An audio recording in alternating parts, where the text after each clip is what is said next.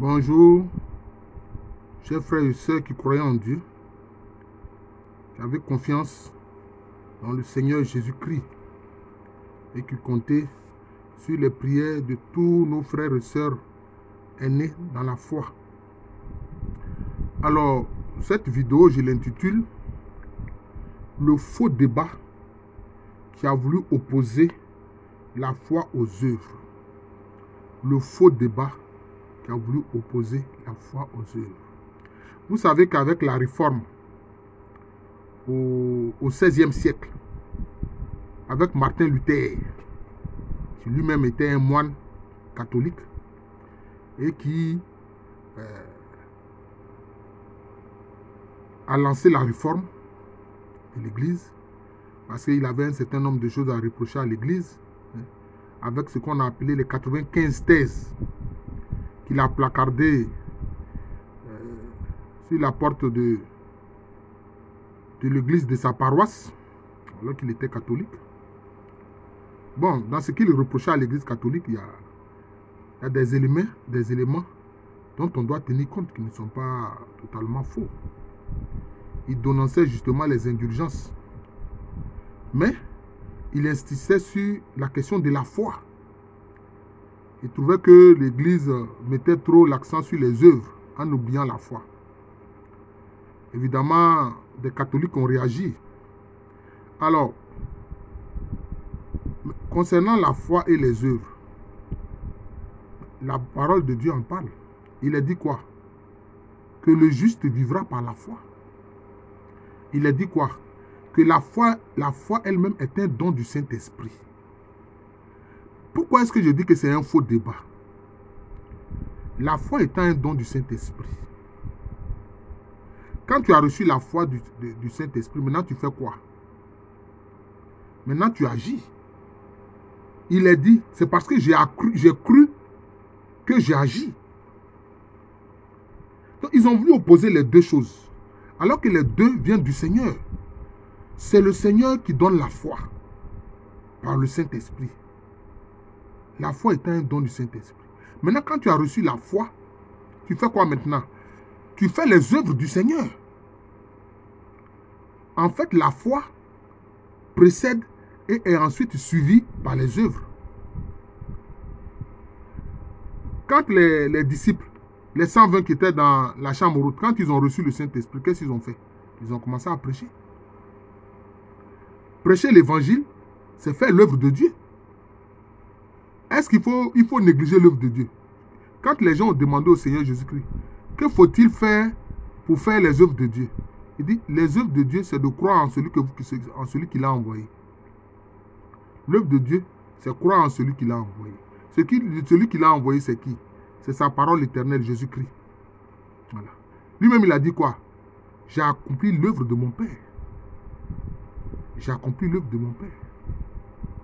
Voilà. Il dit, Père, dans la prière sacerdotale, il dit, mais j'ai accompli ton œuvre. Et de ce que tu m'as donné, aucun n'a été perdu. Son œuvre, c'est quoi? C'est se sacrifier pour le salut des âmes humaines. L'œuvre et la foi vont ensemble, mais seulement la foi précède. C'est parce que tu as la foi que tu prêches l'évangile. C'est parce que tu as la foi que tu pratiques la charité. La charité même, c'est quoi? C'est un don du Saint-Esprit. La charité comme la foi font partie des dons du Saint-Esprit. Vous comprenez? Donc la charité fait partie des œuvres de Dieu. Vous voyez? Et on a vu, sur ce faux débat déjà que certains voulaient faire, Jacques a dit quoi? Montre-moi ta foi qui n'agit pas, et moi je te montrerai ma foi qui agit à travers les œuvres que je fais. Voilà. Donc en fait, les deux ne se posent pas. Les deux vont ensemble, mais seulement la foi précède. Quand tu as la foi, alors tu prêches l'évangile. C'est une œuvre de Dieu. Quand tu as la foi, alors tu pratiques la charité. Tu fais du bien aux autres. Voilà. C'est ça, les œuvres. Mais les œuvres sont toujours précédées par la foi. Et ce sont les œuvres qui rendent et qui montrent que nous avons la foi. C'est les œuvres qui montrent que nous avons la foi. Mais si nous n'avons pas la foi, nous ne pouvons pas faire les œuvres. Ceux qui font les œuvres sans la foi que Dieu leur donne, bon, vous connaissez, il y a plein d'ONG. Ces ONG-là aussi disent qu'elles font des œuvres. Elles disent qu'elles font des œuvres. Elles donnent des choses aux pauvres, etc. Vous comprenez? C'est parce que les membres des congrégations ont la foi qu'elles s'occupent des veuves. Que ces congrégations-là s'occupent des veuves, je veux dire. Que ces congrégations s'occupent des orphelins. Que ces congrégations créent des écoles. Que ces congrégations créent des infirmeries. Que ces congrégations créent même des hôpitaux. Oui. Mais c'est un faux débat là qui ont voulu opposer la foi et les œuvres. Et ça vient d'où? Toujours ces faux chrétiens d'Occident là. Ces faux chrétiens d'Occident. Moi vraiment quand j'observe les choses, la chrétienté en Occident, je dis qu'ils ont passé leur temps à faire ce que le Seigneur Jésus-Christ ne veut pas. Et tout ce qu'ils faisaient là, et ils prétendent que c'est au nom du Seigneur qu'ils le font, alors que le Seigneur n'était même pas dans ce qu'il faisait. Pourquoi opposer la foi et les œuvres? Mais les deux vont ensemble. Hein? Bon, évidemment, puisqu'ils n'étaient pas contents, la hiérarchie catholique n'était pas contente de ce que faisait Martin Luther. Voilà. Alors ce faux débat-là, de la foi et des œuvres, ça aussi, ça fait partie de ce qu'on a appelé les raisons, hein, n'est-ce pas, de la guerre des religions que les protestants et puis les catholiques se sont fait. Mais en fait, quand on veut observer, il y a plus de causes politiques que de causes religieuses et théologiques. Les raisons sont beaucoup plus politiques que théologiques. Moi, je suis historien et je sais de quoi je parle. Parce qu'une fois que le souverain est catholique et qu'il y a certains parmi ces sujets qui deviennent protestants, ça pose problème. Il n'est pas content. C'est ce qui explique d'ailleurs le massacre de la Saint-Barthélemy. C'est ce qui explique le massacre de la Saint-Barthélemy. Quand des nobles français convertis au protestantisme étaient rassemblés, le roi en a profité pour les massacrer. C'est tout. Il a fait ça pour des raisons politiques. Voilà. Et on va dire non, comme le roi se prétend catholique, il a massacré ces protestants-là. Donc, c'est-à-dire que les catholiques ont massacré les protestants. Oh non. C'est parce qu'il trouvait que, au plan politique, ces nobles qui se sont convertis au protestantisme faisaient ombrage à son pouvoir politique. Donc, c'est pour des raisons politiques qu'il y a eu le massacre de la Saint-Barthélemy. Et ça, il y a des chrétiens qui ne comprennent pas ça.